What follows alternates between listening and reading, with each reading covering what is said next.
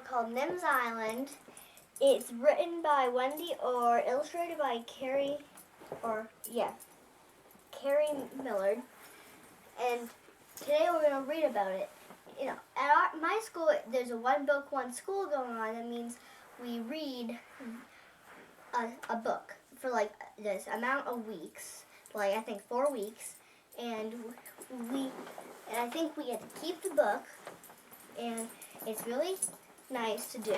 But I decided for the kids that are in a lower grade than me that might have trouble reading this book, that I'm going to do a video of me reading it of every chapter segment that we're supposed to do.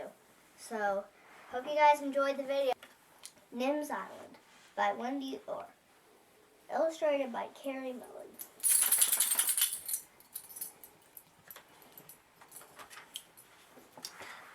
In a palm tree on an island in the middle of the wide blue sea was a girl. Nim's hair was wild, her eyes were bright, and around her neck she wore 3 cords. One was for a spying glass, one for a whirly whistling shell, and one for a fat red pocket knife in her shell.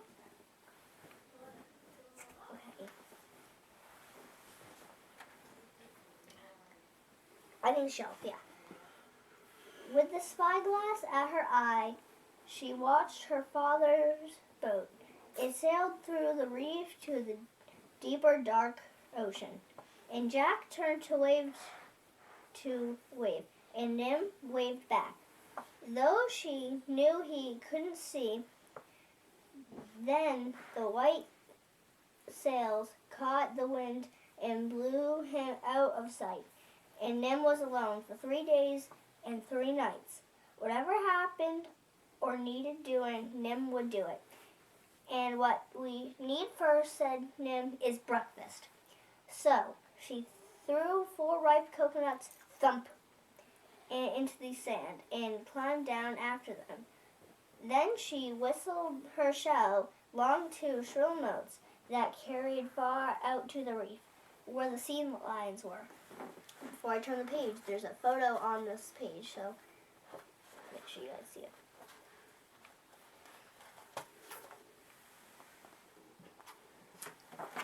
So I think that's Nim and palm tree.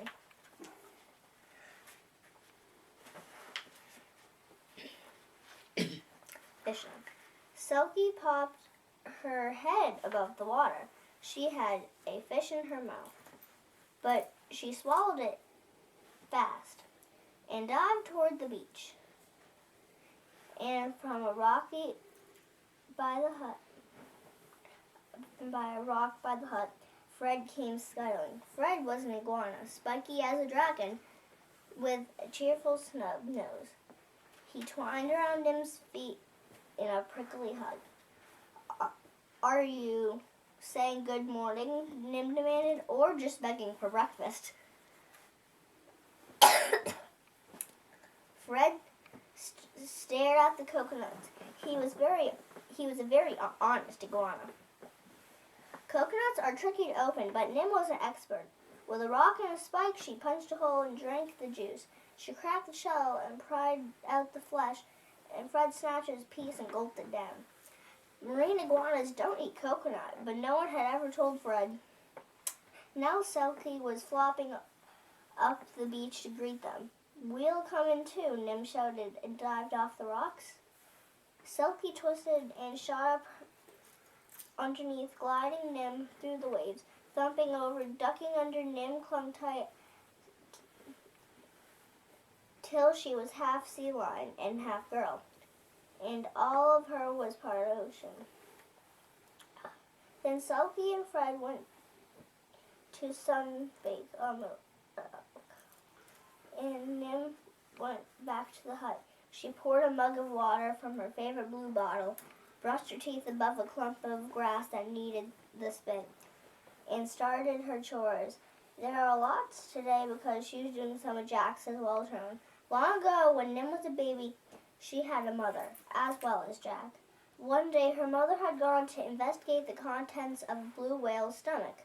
It was an interesting experiment that no one had ever done for thousands of years, and Jack said it would have been all right.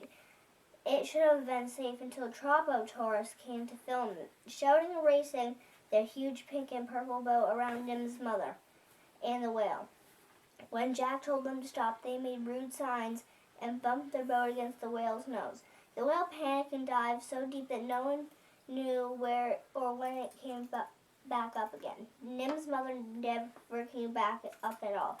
So Jack packed his baby into his boat and sailed around and around the world, just in case Nim's mother came back up out of the ocean somewhere else and didn't know where to find them. Then one day, when the baby had grown into a very little girl, he found this island. It was the most beautiful island in the whole world. There's a map. So before we finish that, here's the map of the island.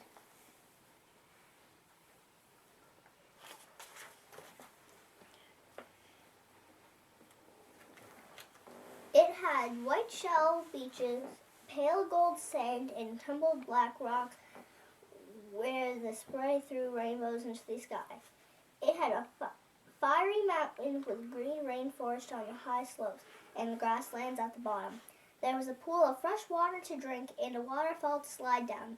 And in a hidden hollow, there was grasslands met a white shell beach. There was a place for a hut. And around it all, so that there was only the smallest boats could weave their way through, was a maze of a reef, curving from black rocks from one side to white cliffs on the other. Jack sailed back to a city for the very last time.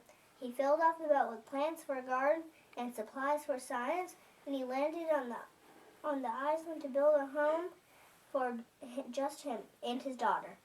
Because he knew now that Nim's mother had stayed down at the bottom of the sea like a mermaid, Nim thought, he built a hut of driftwood logs and good strong branches with a palm thatched roof and a hard dirt floor. He put up a satellite dish and a solar panel to charge the batteries for a flashlight, a cell phone, and a laptop computer.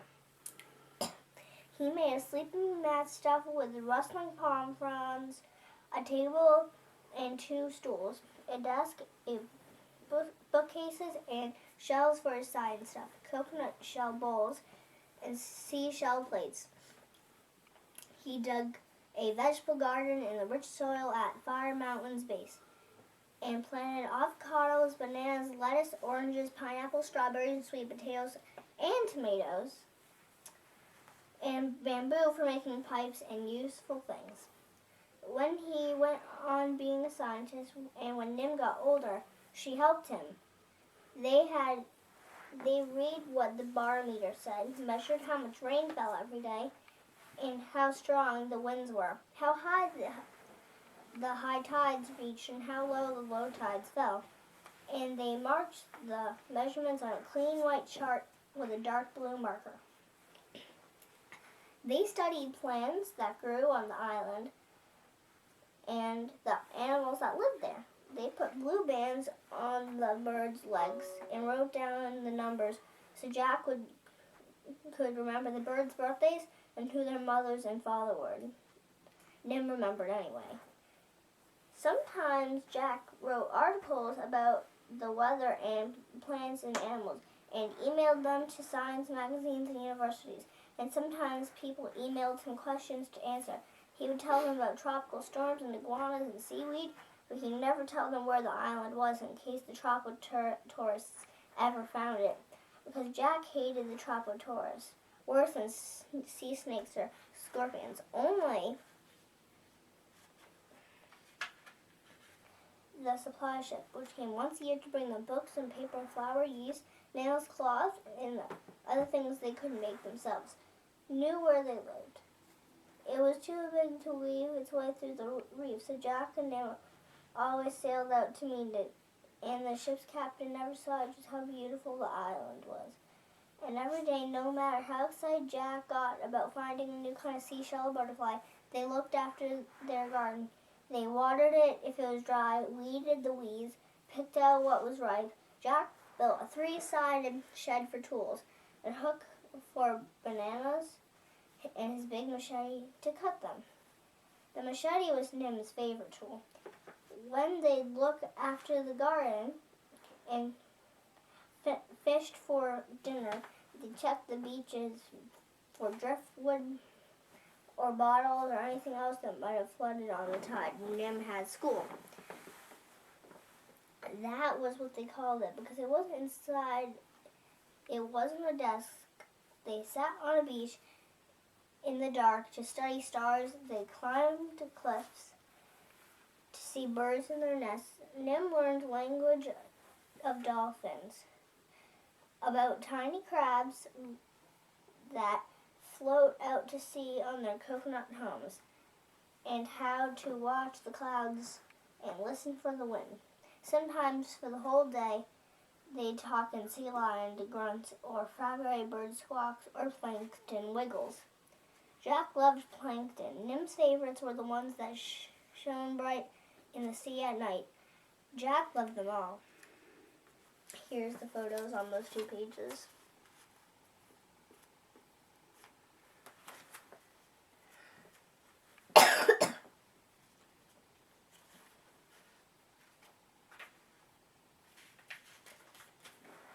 Because they were so little and so important.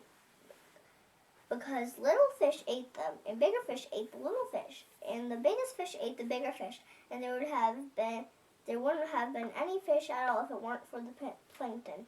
But Nim liked animals that you can see and have fun with. So when Jack said he was going to go sailing for 3 days to collect plankton, Nim had decided to stay home. I'll phone every night at sunset, said Jack, and then you can check the email if you don't hear from me, or if you don't see me in 3 days, send SOS. But Nim knew that Jack would be okay because he was the best sailor on the ocean. And Jack knew that Nim would be okay because Selkie was always with her. Selkie sometimes forgot that Nim was strong and smart and looked after her as if she was a tiny pup. Even when the king of sea lions barked at her to come and fish or snuggle down at night with her sea lion family, Selkie stayed close to Nim. Now it's going to be on chapter 2 where